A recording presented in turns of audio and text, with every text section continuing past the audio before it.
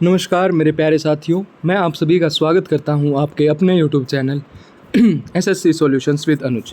जैसा कि आप सभी जानते हैं, हमारा एसएससी सिलेक्शन पोस्ट फेज 12 का पेपर चल रहा है। आज हम डिस्कस करेंगे 21 जून की पहली शिफ्ट के जो पेपर आया था उसमें। देखो बच्चों, सबसे पहला क्वेश्चन क्या है? सबसे पहला क्वेश्चन है हमारा, इब्न बतूता कहाँ से भारत आया था। आज की शिफ्ट में पूछा गया है इब्न बतूता कहाँ से भारत आया था। कल को पूछ सकता है कि किसके कार्यकाल में आया था। इब्न बतूता जो है वो किसके कार्यकाल में आया था, आपसे ये भी पूछ सकता है, तो सारा याद रखेंगे। देखो, सबसे पहले आता है इब्न बतूता। इब्न बतूता कौन था? तो इब्न बतूता जो है वो मोहम्मद बिन तुगलक के शासन के दौरान आया था। इब्न बतूता कब आया था? मोहम्मद बिन तुगलक के शासन के काल के दौरान आया था। वह एक मुस्लिम यात्री था जो मोरक्को से भारत आया था। तो आपका आंसर हो जाएगा ऑप्शन नंबर ए, मोरक्को से कहाँ आया था? भारत आया था। रिलाहा इब्न बतूता का सबसे प्रसिद्ध पुस्तक है। तीन चीज़ मैंने आपको बताई। सबसे पहले इब्न बतूता किसके कार्यकाल में आया था? मोहम्मद बिन तुगलक के कार्यकाल में आया था। कहाँ से आया था? मोरक्को ट्रैवलर था। और जो रिलाहा इब्न बतूता है वो उसकी सबसे प्रसिद्ध पुस्तक है। उसके बाद अगला क्वेश्चन पूछा गया, भारतीय संविधान सभा ने संविधान को कब अपनाया था? तो 26 नवंबर 1949 को अपनाया था। और 26 नवंबर को क्या मनाया जाता है? संविधान दिवस मनाया जाता है। कॉन्स्टिट्यूशन डे भी मनाया जाता है। क्या मनाया जाता है बच्चों? कॉन्स्टिट्यूशन डे भी मनाया जाता है। अगर हम बात करें भारतीय संविधान की, तो संविधान सभा ने 26 नवंबर 1949 को भारतीय संविधान को अपनाया था। जो भारतीय राष्ट्रीय कांग्रेस है उसने 1934 में संविधान सभा की मांग की थी। अगर आपसे पूछा जाए संविधान सभा की मांग कब की गई थी, तो 1934 में की गई थी और 26 नवंबर 1949 को इसे अपनाया गया था। भारत के संविधान को आधिकारिक रूप से संविधान सभा द्वारा तैयार किया गया था। उसके बाद अगर हम बात करें, सचिदानंद सिन्हा को इसकी पहली बैठक के दौरान अस्थायी अध्यक्ष के रूप में नियुक्त किया गया था।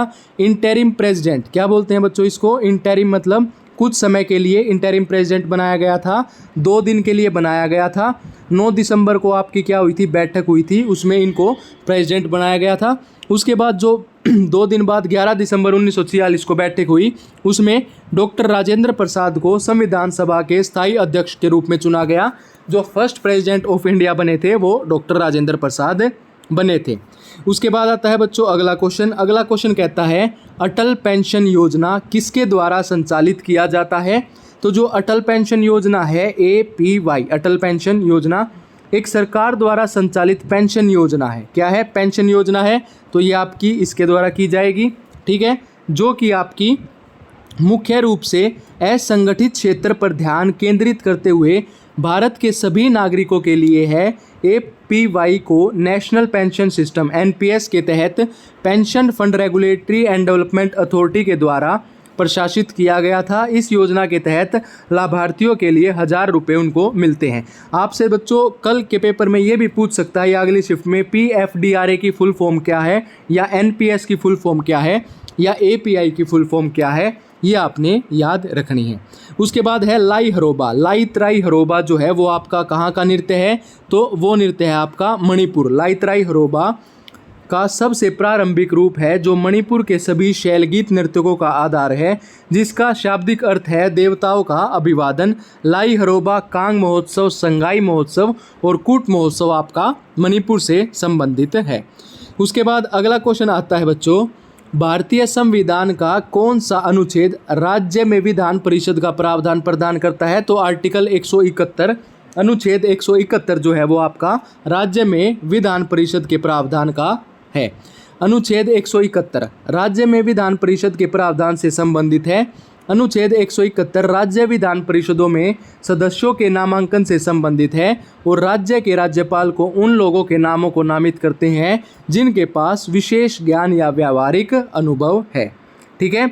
उसके बाद अगला क्वेश्चन आता है सांबर झील। सांबर झील आपकी कहाँ स्थित है? तो सांबर झील आपकी राजस्थान में स्थित है, ठीक है। तो सबसे इम्पोर्टेंट राजस्थान की देख लीजिए। राजस्थान में खारे पानी की 2 झीलें हैं, सांबर झील और पदरा भील। राजस्थान की मीठे पानी की झीलें हैं जयसम्मद झील, राजसम्मद, पिचोला और आना सागर झील। अब इसमें इम्पोर्टेंट आपने जो याद रखनी है, जो कल की शिफ्टों में भी पूछी गई थी, एक होती है बच्चे रेणुका लेक। रेणुका लेक कहाँ से संबंधित है? हिमाचल प्रदेश से संबंधित है। एक है आपकी लोनार लेक, लोनार लेक आपकी महाराष्ट्र से संबंधित है।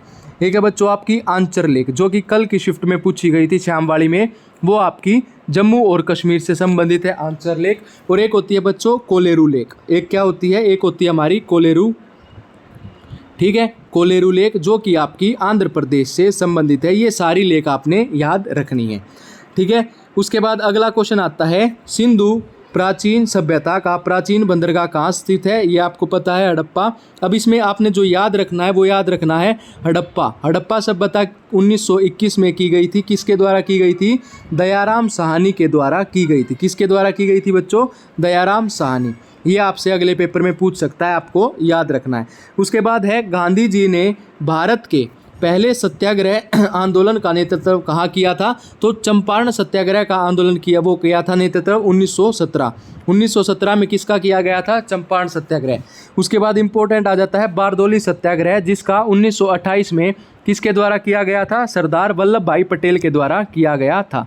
सरदार वल्लभ भाई पटेल के द्वारा किया गया था। और जो गुजरात के जो बरदौली डिस्ट्रिक्ट है, वहाँ के लोगों ने ही वल्लभ भाई पटेल को सरदार वल्लभ की उपाधि दी थी, ठीक है। उसके बाद आ जाता है हमारा यंग बंगाल। यंग बंगाल आंदोलन 1826 से 1832 की स्थापना कलकत्ता में डैश के द्वारा की गई थी। तो बच्चों आपने जो चीज़ याद रखनी है, यंग बंगाल आंदोलन 1826-1832 की स्थापना हेनरी विवियन डिराजियो ने की थी। उसके बाद है हमारा अगला question, a shot at history my और पुलिस जर्नी ओलंपिक गोल्ड किससे संबंधित है? और गैम्बलिंग बिशप या चेकमेट शब्द किससे संबंधित है? आपका शतरंज से संबंधित है चेकमेट, ठीक है। उसके बाद बच्चों इसमें एक ये चीज़ और याद रखनी है, जो कल की शिफ्ट में पूछी गई थी, क्रिकेट से संबंधित। क्रिकेट से संबंधित भी पूछी गई थी कल की शिफ्ट में एक चीज़, ठीक है, वो होती है चाइना मैन, ठीक है, याद रखना। चाइना मैन जो है वो क्रिकेट से संबंधित आपसे कल शब्दावली पूछी गई थी, ठीक है। भारतीय बीमा नियामक विकास प्राधिकरण जो IRDAI है, उसके वर्तमान अध्यक्ष कौन है? श्री देबाशीष पांडे उसके वर्तमान अध्यक्ष हैं, ठीक है बच्चों। अभी इतने ही पर्सन हमें पता चले हैं, जैसे जैसे अगली शिफ्ट के पता चलेंगे हम आपके सामने ले आएंगे। अगर आपको वीडियो अच्छी लगी हो तो वीडियो को लाइक कीजिए, वीडियो को शेयर कीजिए और हमारे चैनल को सब्सक्राइब कीजिए। इसकी PDF आपको हमारे टेलीग्राम चैनल पर भी मिल जाएगी, SSC सॉल्यूशंस विद अनुज पर मिल जाएगी। धन्यवाद।